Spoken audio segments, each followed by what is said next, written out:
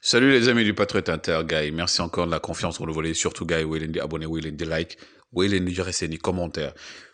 Guy, tey dama bëgg ñu waxtaan c'est un avis personnel mais quand même bëgg naa ñu waxtaan ci muy par rapport ak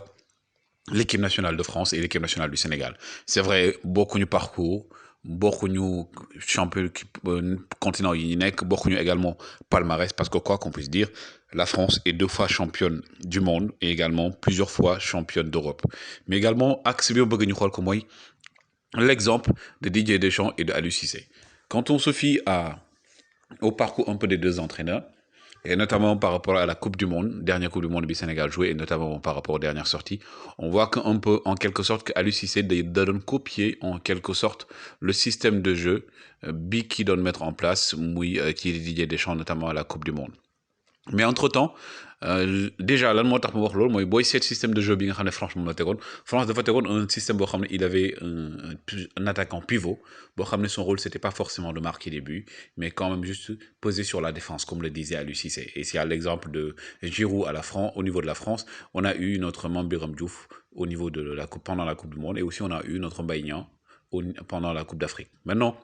gars yi aujourd'hui leçon bi nga xam ne pour man Didier Deschamps jox na ko Aliou Cissé mooy l'humilité, la grandeur, le fait que Didier Deschamps par rapport à plusieurs années ñëpp topp ko depuis 2016 indi ki nga xam ne mooy Karim Benzema indi ko ci équipe bi. Karim Benzema fait de bons résultats, Karim Benzema est performant.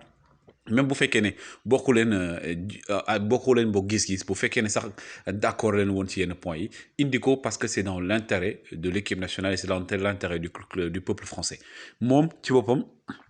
Didier Deschamps def déclaration finalement à la surprise générale convoqué ki nga xam ne moom mooy kii di Karim Benzema bañ ko laajee li mu wax mooy nga ne j'ai mis en exergue l'intérêt de la nation teg samay li nga xam ne mooy sama jikko teg tamit sama yenn yi ma naqari teg tamit sama état d'âme de côté pour indi yenn joueurs yi.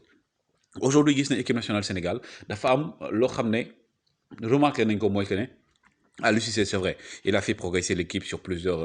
à plusieurs niveaux, sur plusieurs compartiments.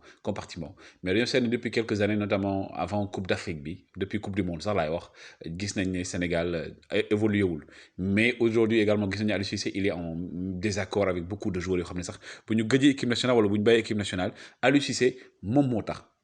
Parce que boo waxee Aliou Cissé ne man bon seen i jikko doyuma wala boog par rapport ak seen attitude par rapport ak yenn yi doyuma mais bu dee critère de choix yi nga xam ne Aliou Cissé moo ko tegoon ci boppam au début ne moom il amène les joueurs en fonction de leur performance après dañoo gis ne moom il s'est dédié maanaam li mu waxoon dafa wax waxeet ndax defatu ko day jël joueurs yi nga xam ne comme ni mu wax rek moom déggoo na ak ñoom indi leen équipe nationale. Un des exemples, même si je n'ai rien contre lui, c'est le fait que Aliou Cissé bëgguñoo forcer Sada Thioub. Ce fut le cas à un moment donné avec ki nga xam ne mooy Cheikh Ndoye. Cheikh Ndoye même bu fekkee ne am na lu bëri lu mu def équipe nationale on le respecte on le salue parce que c'est un patriote. Cheikh Ndoye c'est un grand monsieur du football, c'est un grand monsieur au niveau de l'équipe nationale du Sénégal. Mais gis nañu Aliou Cissé bon c'est des joueurs xam ne da leen a favoriser pas forcément parce que ne ils étaient les plus performants mais Cheikh Ndoye à son époque il était le plus performant notamment à Angers. Mais critères yi mu doon teg mais attaquant yi ñiy football seeni club ñiy dugal but yu bëri Aliou Cissé indeetul loolu. On a vu que également Sénégal dafa am yenn points yoo xam ne dafa nekkoon point fort am léegi point faible am la muy lan les balles arrêtées. Les balles arrêtées, surtout les corners entre autres, le Sénégal marquait beaucoup de buts sur les balles arrêtées, notamment avec Karambodj. Jusqu'à présent, on ne sait pas pourquoi Aliou Cissé s'entête à ne pas faire venir Karambodj. Bu ñu waxee bon à un moment donné mu ne oui le joueur devait être performant, il était blessé. Karambodj est revenu au niveau de sa forme nekk Belgique jóge Belgique dem dans les clubs